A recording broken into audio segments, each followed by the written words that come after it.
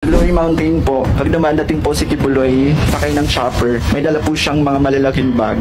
Laman po ay mga iba't ibang uri ng baril. Minsan po pumupunta din po doon si former President Rodrigo Duterte at former Mayor, Davao Mayor Sara Duterte. Demanda namin si Riza dahil nanunuhol siya ng mga witnesses para mag-testify falsely. Yan ang history ni Riza Ontiveros. Kung malakas po yung mga pagsabog na nangyayari sa dalawang bansa na nagkakaumpugan, itong dalawang bansa na malalakas, ang Israel at ang Iran, abay mas matinding pagsabog ngayon ang nangyari sa pagmumuka ni Riza Ontiveros. Bakit mga kababayan?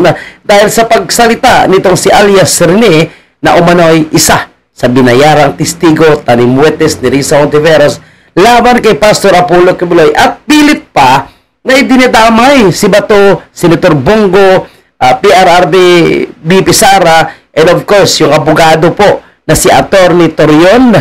Pagkatapos po niyang mag-justify na umano'y siya po ay hinaharas, siya po daw ay minumulistya, o kung ano-ano pang mga hindi magandang accusation laban kay Pastor Kibuloy, nagsalita po itong si Senator Bato de la Rosa.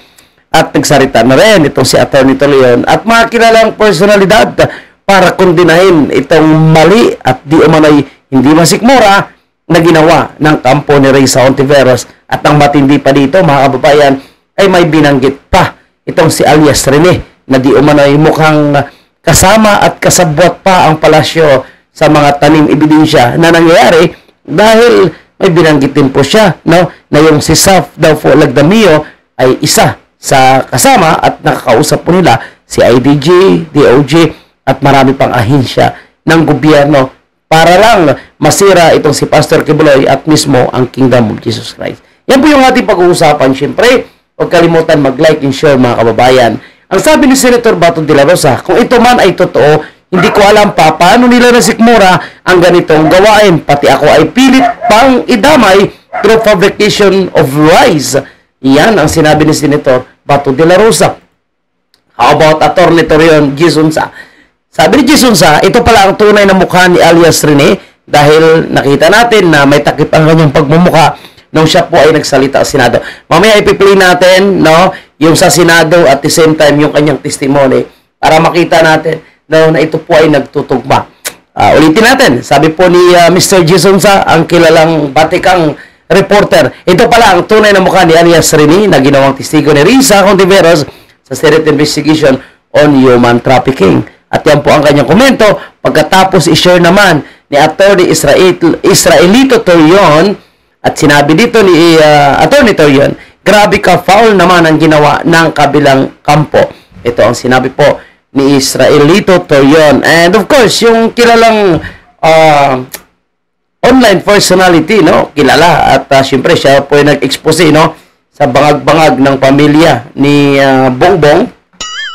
Sabi naman po ni Miss Cathy Binag, grabe ang lala ng testimony ng witness na binayaran ni Riza Ontiveros. Talagang walang lihim na hindi mabubunyag. So yan po yung mga komento ng ilang personalidad. So inantay pa natin, syempre, yung komento po ni Vice President Sara, probably ngayong araw, and Senator Bongo, and mismo po yung mga opisyales, no, mga caretaker ng Kingdom of Jesus Christ. Dahil sila po ay pilit din dinadawit at gusto rin sirain, kasama po na gustong sirain itong Kingdom of Jesus Christ. At siyempre, yung mastermind di umano ay si Riza Ontiveros, pero siyempre maraming kalamay pa po yan.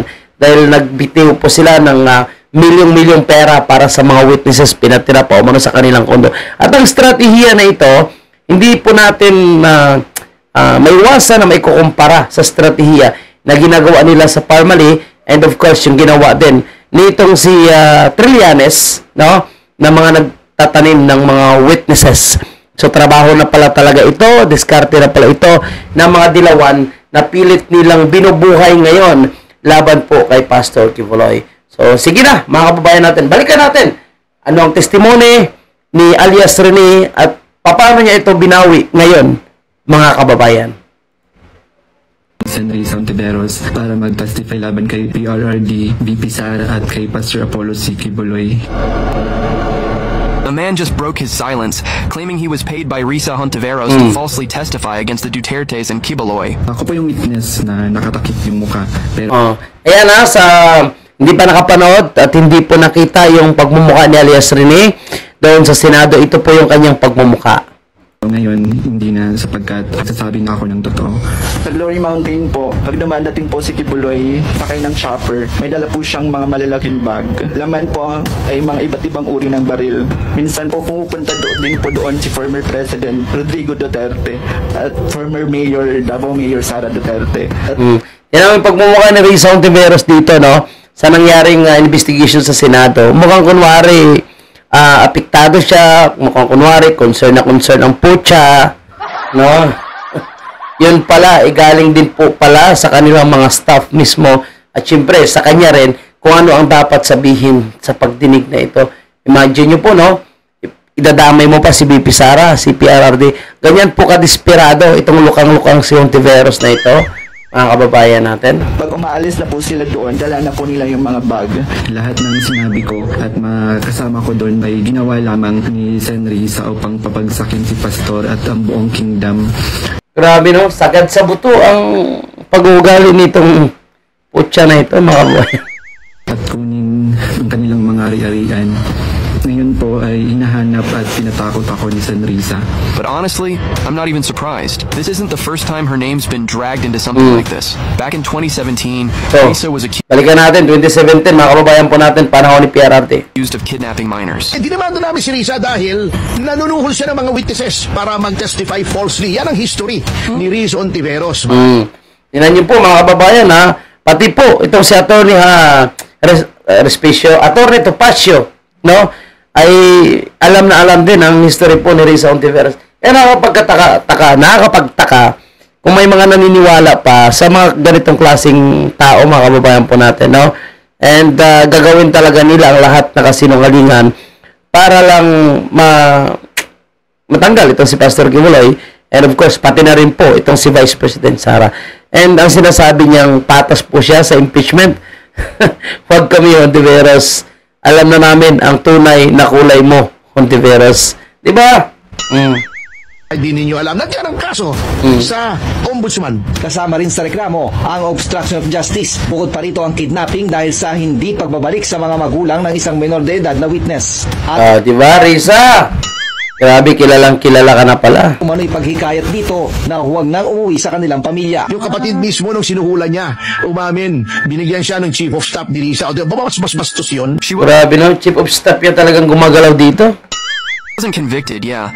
But the fact that the father was furious and demanding his kid back, that already says a lot. And we're not even done yet. Remember alias Bikoy? Oh, ito pa, si Bikoy na ito, mga kababayan natin. Isa pa ito. The guy who accused the Duterte family of links in 2019. He surrendered to the police and admitted that the people behind it were Sonny Trillanes. Sila talaga, mga kababayan po natin, no? Trillanes, sila De Lima, yan yung Akbayan, no? Yung Gabriela, sila yan. Ano pa ba? Actichos Farteles, no? Risa Hontiveros and members of the Liberal Party. Sabi niya, sa halagang 500,000, ginamit umano siya ng Liberal Party para siraan ang administrasyon sa nagdaang halalan. Grabe, ang tindi po nila, mga kababayan po natin, no?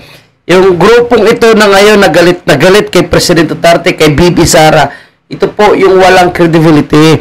Kaya kung pag-uusapan po natin, pagkatao, credibility, no? Dapat itong pagkatiwalaan. Ito yung mga questionable. Sila, ang grupong ito. Ngayon, the people of the Philippines, no? Sa mga nanonood, sinasabing wala po silang kinakampihan. Ito, dapat nyo bang kampihan itong si Risa Hontiveros? No? Na kilala na at talagang markado na ito sa pagiging tanim witness itong si Risa Hontiveros. Partikular niyang ginuso sina Senador Antonio Trillanes, Risa Hontiveros, Dahil kapag napabagsak si Presidente Duterte, Tingnan nyo. ang upo, the Vice President of the Republic of the Philippines, Leni Robredo. Diba? And ganito rin nga ang ginagawa nila, mga kababayan po natin. Pabagsakin si BP Sara para pwedeng tumakbong presidente si Leni Robredo o si Risa Hontiveros. O kaya si Tambaloslos at kung sino man na mga ambisyoso at interesado na umupo sa gobyerno, mga kababayan po natin. Kaya pati itong ginawa nila kay Pastor Kibuloy, dahil alam nila mga kababayan po natin, no? Malaki kasi ang impact nito, no? Kapag si Pastor Kibuloy napatahimik nila ang Kingdom of Jesus Christ, napatahimik nila ang Isiminay, no? Mawawalan po ng platform. Tandaan natin, ang lahat ng mainstream media ay nilampaso, inabandona si Marcos Jr. noong panahon ng pangangampanya. Pero sa isang mainstream media lang na tumayo at naninindigan, no, at pinayagan na magkaroon ng platform itong si Marcos Jr. At walang iba kundi ang Isiminay, malaki ang impact ng pagkapanalo ni Marcos Jr. At na-spread ang mga pambubudol, no, na kanyang mga sinasabi, at ngayon nakikita na po natin na patuloy na budol talaga dahil lang po sa Isiminay. At yan ngayon ang kanilang tinanggalan ng prangkisa, ang gusto nilang burahin, no, at pati sa mga social media accounts ng Isiminay ay gusto rin po nilang tanggalin, burahin, dahil ganoon kalakas, no, ang boses ng mga Pilipino, particularly po yung mga Duterte, kapag nagsalita sa mainstream media ay talagang kakalat ito, no, at mabubulgar ang kanilang mga katarantaduhan. And now, mga kababayan po natin, na kumanta po itong alias Rene. Ano kaya magiging paliwanag dito ng isang Risa Ontiveros? As of now, mga kababayan po natin, no, hinahanap natin kung may sagot na ba, may response na ba itong si Risa Ontiveros. So, obviously, ito po ay pasinungalingan ni Risa Ontiveros. Ngayon ay wala pang response at nagbida-bida ito para sa mga OFW, no? At gusto niya na mailipat, no, mailikas agad ang mga kababayan nating OFW. Bida-bida itong si Risa Ontiveros, pero itong allegation sa kanya, itong lumabas na witness kung saan nagsalita na rin Senator Bato, Attorney Torion, inantay natin si Senator Bongo if magsalita talaga si Bongo. Kasi minsan Senator Bongo is ayaw sumali sa mga ganitong issues. Anyway, tingnan natin, antayin natin kung siya po ay magsasalita, no? Kasi nadadrag po yung kanyang pangalan at sinasabing magdadagdag ng karagdagang bayad itong si Risa Ontiveros kung isasama ni alias Rene, Senator Bato at si Senator Bongo. So, yan na muna yung update natin para sa karagdagang development. Huwag kalimutan mag-follow, mag-subscribe sa ating mga social media platform. Mga kababayan, i-follow po yung Facebook natin, yung ating dalawang YouTube pa, no? Mga backup account natin. Itong KB5 Pilipinas at ang Bugtaw Pilipinas. So, yun. Maraming salamat and thank you mga kababayan.